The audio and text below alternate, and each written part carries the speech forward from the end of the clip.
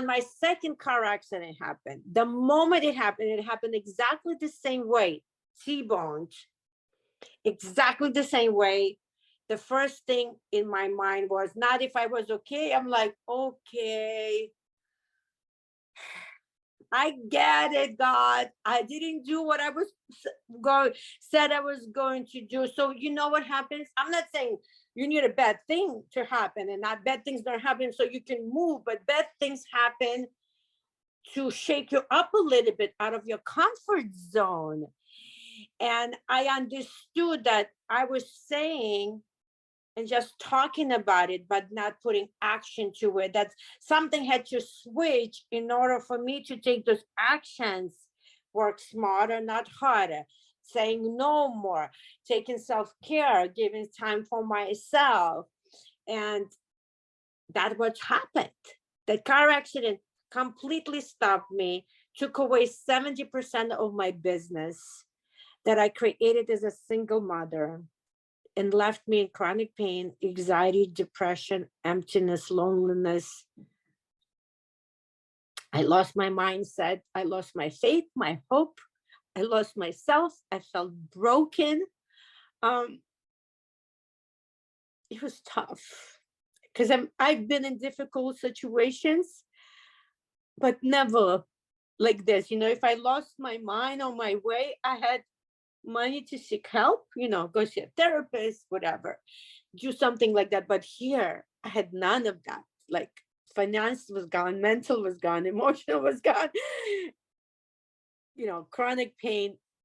I was left with doctor's appointments and ER, and so it was really hard. And then my body was so tired from being in pain that it created this mechanism where I shook for hours, like I said before, and spasm. I don't know if you saw that video of me, where I shake, right? And then I put my socks on or a patch and it all stops.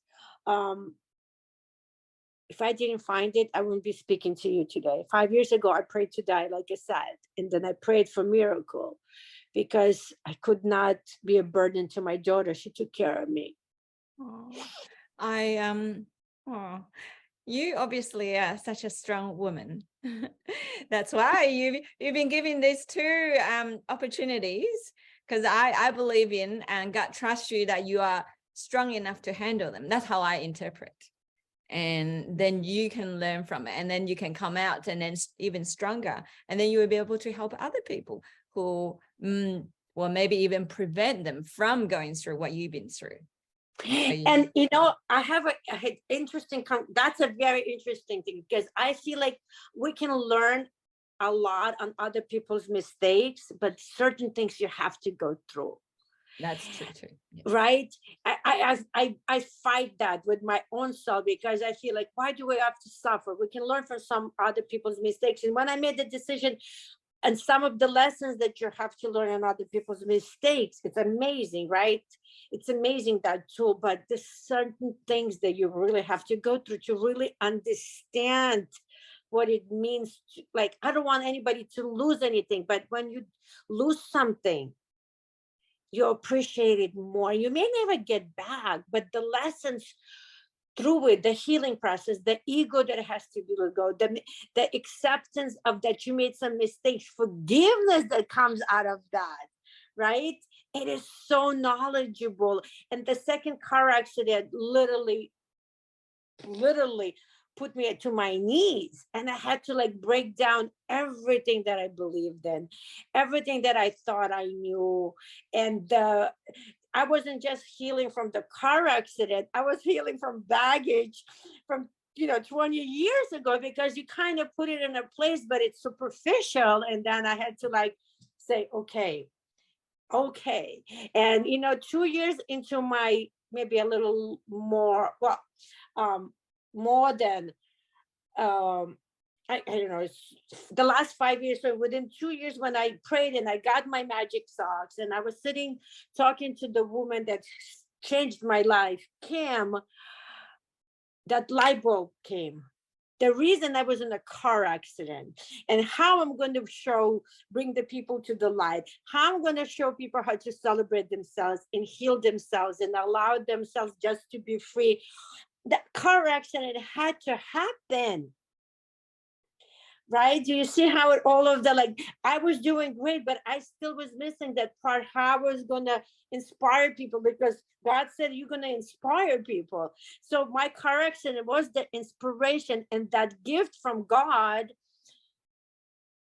bizarre way that came to me. It all made sense. My magic socks were part of the journey to help people, through my car accident, through praying, to losing faith, to saying that last prayer a million times over. And this one particular prayer answered it. And then we had a discussion about that whole journey and how the stranger came into my life and how mean I was to her. She still stayed. It was like, oh my God, that's it. I could not help people unless I went through this physical breakdown, emotional, mental, financial. I can't just imagine how that you've been through so much, but you're so vibrant. You're just full of joy. I was a very happy-go-lucky person before the car accident. Okay, so After in car general, accident, normally. in general, I Yeah. always saw single mother all my life. I had to stay positive. I had to have a really strong mindset. I had to visualize that rent, that diapers, that whatever I needed. I had no help, from anyone pretty much. So the glass was always overflowing, and that's the brain. That's how I lived, even though it was super empty. But I had to, if I believed in the empty cup, I wouldn't be sitting here today. I had to live in a abundance that I didn't even have. So that mindset was always there. Like I didn't know how else to live, especially being the black sheep of the family and the community. I wanted to be a hairdresser. I didn't want to be a lawyer. I didn't care about getting married, and I was forced kind of into marriage. I didn't care about having a husband. I was gonna have a baby on my own.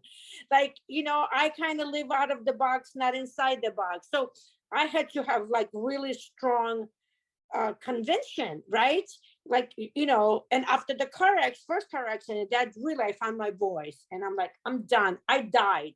I should have been dead. They cut me with Joseph Life. There's no fooling around. I work hard. I play hard.